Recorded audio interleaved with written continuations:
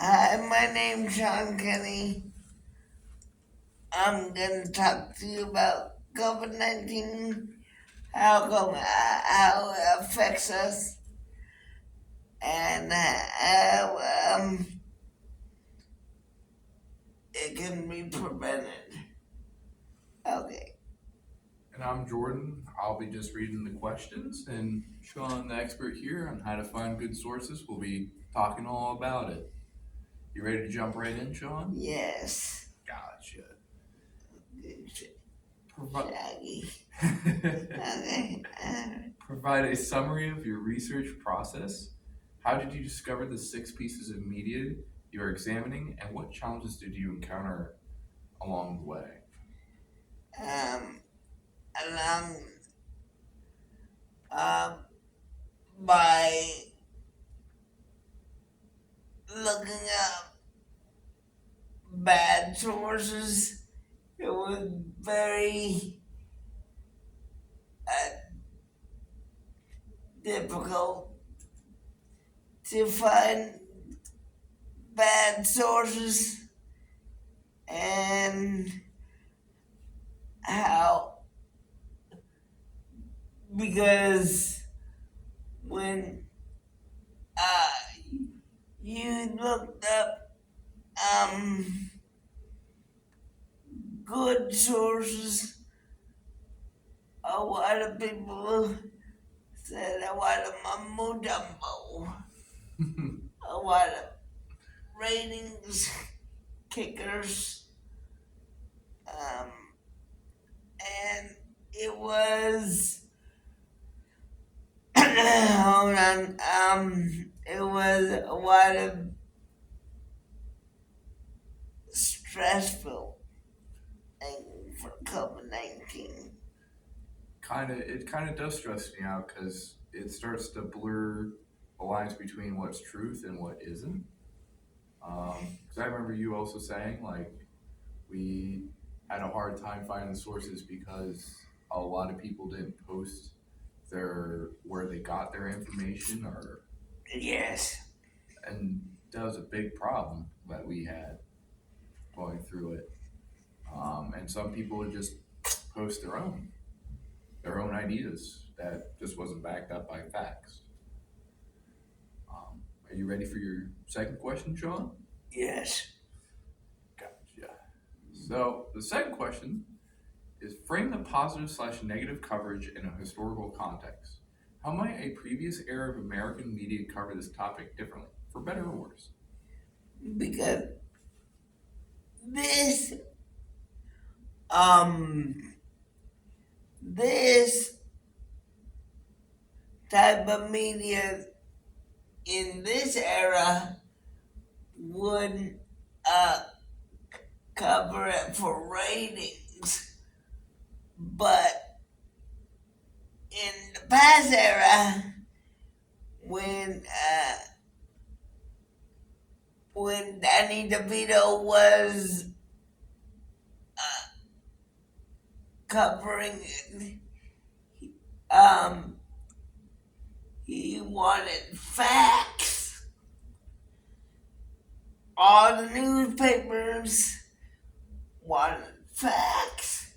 If you didn't get facts, you got right up, rolled up. And that's very true. Like back in the day, they wanted you to have the facts and only report that to the public. I understand what you're saying.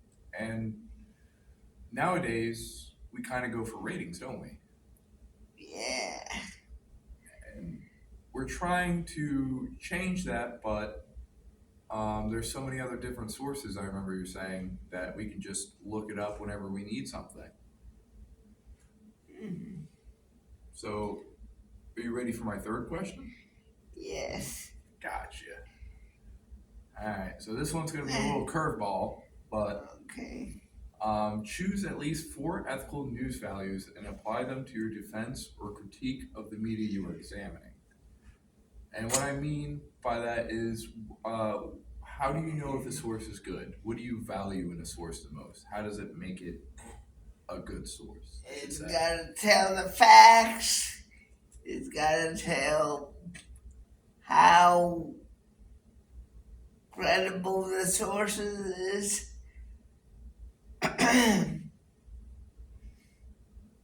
And when you were looking at these sources, I shouldn't say sources, these websites. What did you value the most? What made these websites so confident in your ability to know they're right? I should say. Kind of like, was it their information or?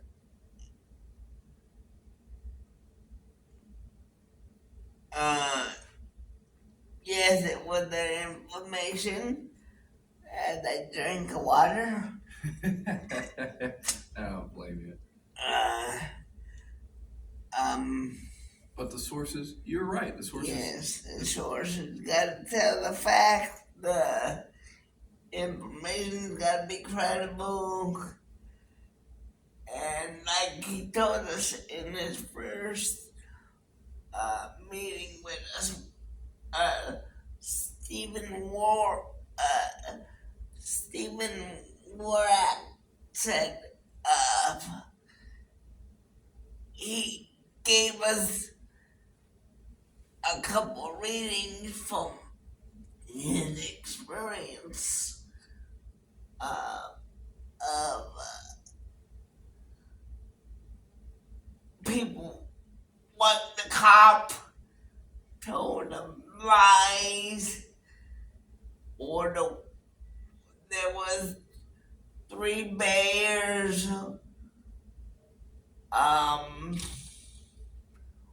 but he got written up for all those stuff because they weren't the truth. they weren't truthful to us. But he was a good he gave us a lot of good information. And that's how you knew. And he would back them up with what he knew from information, prior information from other places that he gathered. You're very right, Sean. Yes. That is, and that's what we were kind of going with. And I'm glad you told me how your values for finding these sources and or websites, I should say. Yes. Are you ready for a little bit of a harder question? Yes. Next, let's see. Next one. All right. Support or critique the story's use of sources, citations, and statistics to provide a sufficient context. Embrace complexity. Give us the voices of the people, and deliver broad, deep reporting that includes fine, nuanced details. And I know that's a lot to swallow in one pill. What I'm saying is, so how do you critique these sources? How do you know like the stats are right? And give us the voice of the people reporting off this website. They're saying that it's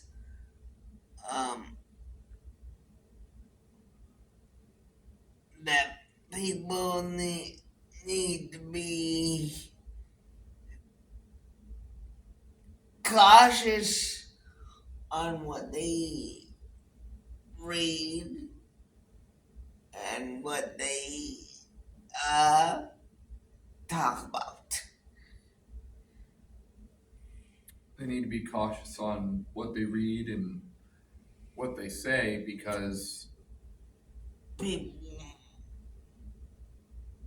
People might not believe what their people might put the guard down and say, "Oh, we're out of the woods." Like on ABC, the she shot, I forget her name, but she shot, said, wait, we're not out of the woods yet, but we're looking into more ideas to get this under control. And it looks like they got it under control. Very good, very good. And there was especially one article, because on top of this, I remember when we were going over it, the one article we went over in depth was it was called My Vaccination Story, or My COVID-19 Vaccination Story. And it was specifically interesting because they would use their own words and their own views to give their own cause, or their own, like, I should say, source. They would say, my real life experience is my research. Why is that bad to use your own, like, views? Because it's only one person's opinion. And It's only one person's opinion. It's very good. that's why. And I would say, like, running off the top of that, if you use your own wording or your own source, it could confuse the people, because everybody needs to check themselves before they wreck themselves. You know what I mean? Got to keep yourself on point, because I can't be 100% of the right all the time. You can't. We all wish we were perfect, but none of us are. And that's what kind of runs off of this one.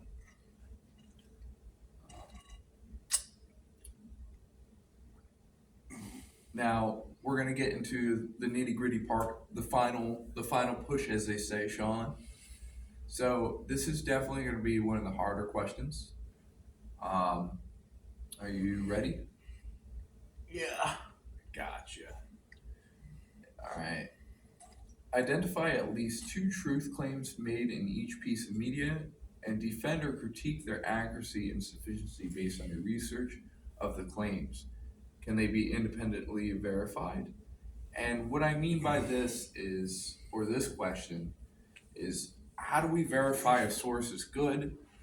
How do we point out it's true and what's false? Are we always going to be stuck in the gray, or is there one side that's false or true? And this is the hardest question. But when we're going through it, one study that me and you both looked at for a long time that we liked was a study called The Global Impact of the First Year of COVID-19 Vaccinations. And it was a mathematical modeling study, which is just a fancy way of saying they modeled all the statistics, how many people got COVID, how likely are they to get it. And this study was a cross-examination of multiple studies. Now, what this usually means, they're trying to make their own claims and back it up with actual research, like mathematical research. They have other studies to back it up, and it's a very useful tool, one could say. But why would this be a good thing, Sean? Why would it be good to use, like, models in math for any study, I should say? Or So you can compare other ways to get better. Exactly.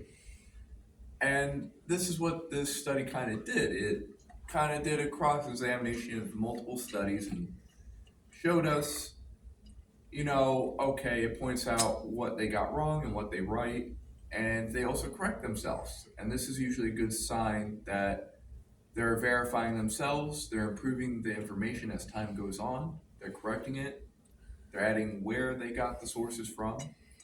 So this helps verify this information. And some of the doctors who worked with COVID patients were on there. They're actual doctors, so you can look them up and it'll pop it right up and show them their research facility with the CDC and what they did. But I would say, as I keep continuing into this question, this long question, there's a quote on here from them. But what this document says, or the global impact of the first year of COVID-19 vaccinations study says, or states, mathematical models are a valuable tool for qualifying the importance of vaccination campaigns on the epidemic dynamics, and studies are very important to find and give us findings for the people. The study also implemented supplementary material or outside research to cross-study their findings. Now, that is very important, and I would say the best feature about that is probably them researching their own stuff and keep updating.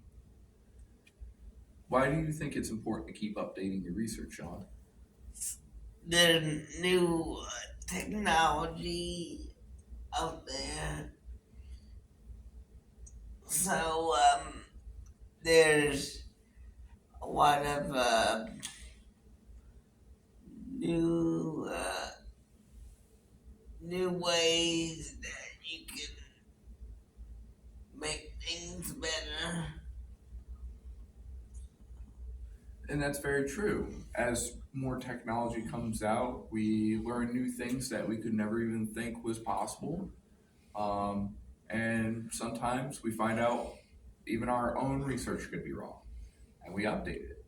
So this is also another good way to verify your sources. Are they updated? Are they using sources, reputable sources from other people, cross-studying, using mathematical figures? So that's very good, Sean. It's very good. You ready for one of my hardest questions, though? Yeah. All right, we're on the last two. We're on the home stretch. I should say the last one, I should say. So the hardest question and my last question is, argue whether or not each piece of media meaningfully empowers the public or contributes to societal harm. In this context, cite specific positive or negative impacts these stories had on the broader public discourse or activity. And what this means is, does this media we were looking at help the people improve and avoid COVID, or does it throw them down the gutter and make it worse? Does this information help, or is it, kind of like a poopy source? That's my question.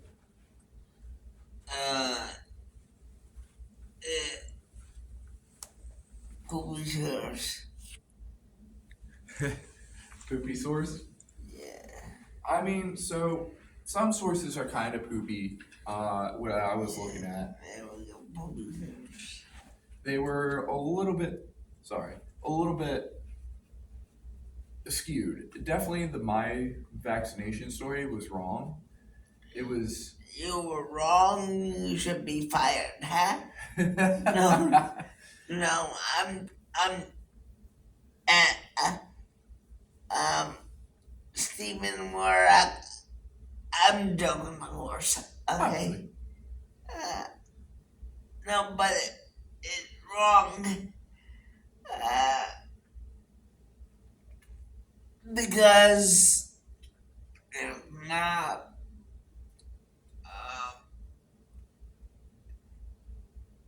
It's not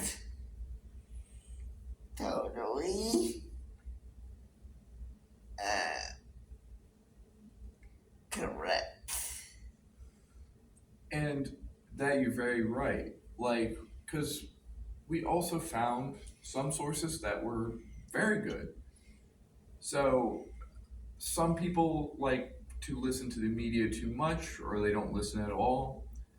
The research studies have done wonders for giving the public good knowledge on COVID-19 in general. The source, I should say, I'm going to quote a source that we have here, which is the coronavirus disease COVID-19 vaccine safety.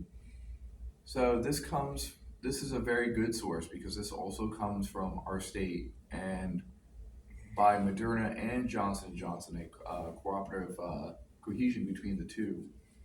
And what this states is data is available from both clinical trials and preliminary data from the country's surveillance programs on their efficacy and safety. And this comes from the World Health Organization as well. It was a three-way study. The study used a cross-reference and analysis as well to find its facts on COVID-19. This study looked at several across the world countries to find most commonly asked questions on COVID-19. This source is meant to inform the public on COVID. The World Health Organization is a large positive source that keeps all biases, grudges, and attitude out of their reports.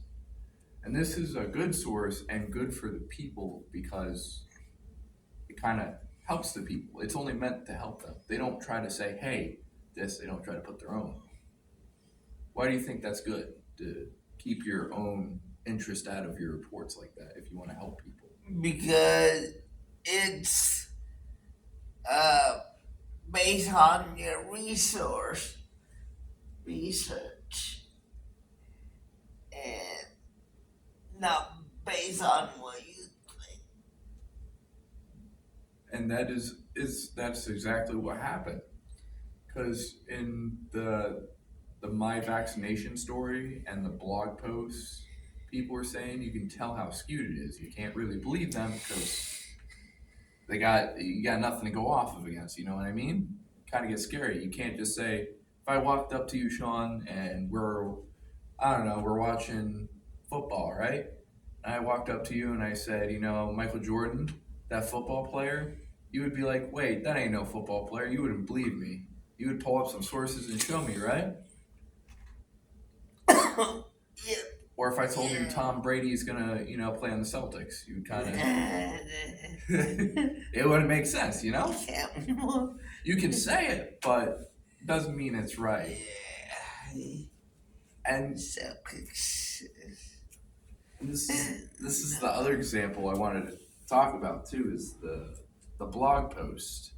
So that blog post, the My Vaccination story, we know it's bad because it's coming from the first person, but why would it be bad to give that to the people? Why would people not want to use that, or why would we not want to use that for the people? Because it's telling you their opinion and not giving you facts. It's all about the facts.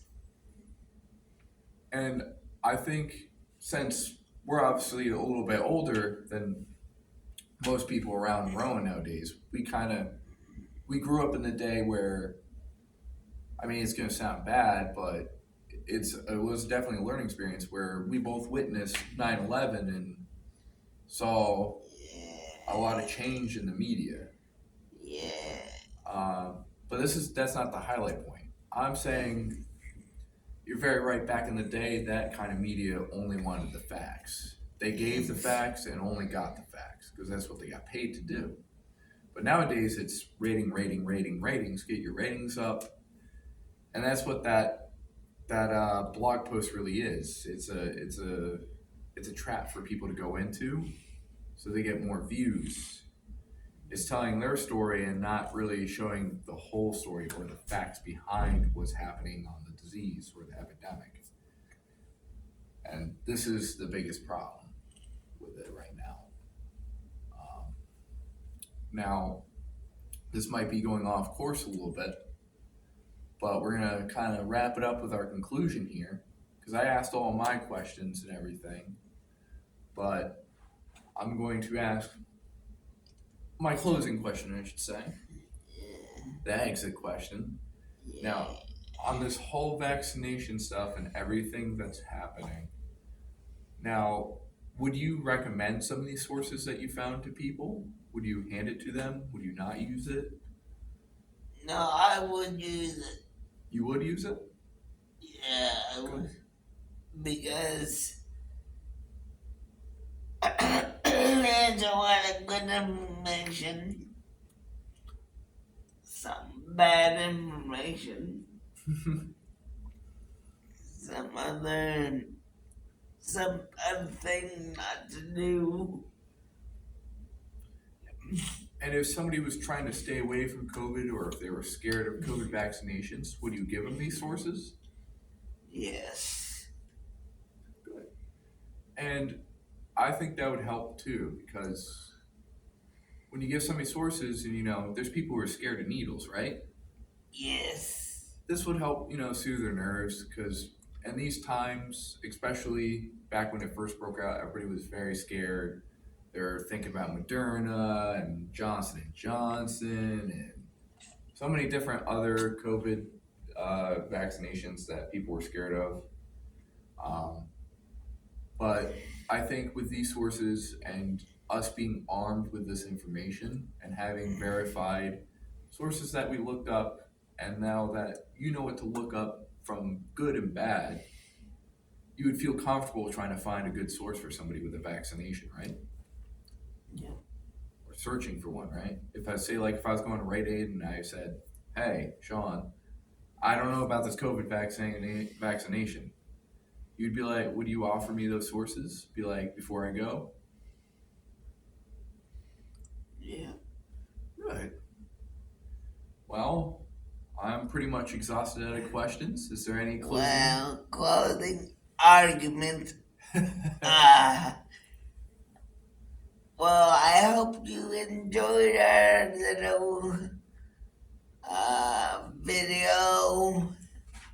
And it's been awesome being your student and Asta Pasta. Hasta pasta. And thank you again, Professor. And is there anything you want to say to your professor before we close up, too? I already did. Gotcha. All right. Thank you. And hopefully we'll see you next semester. In closing.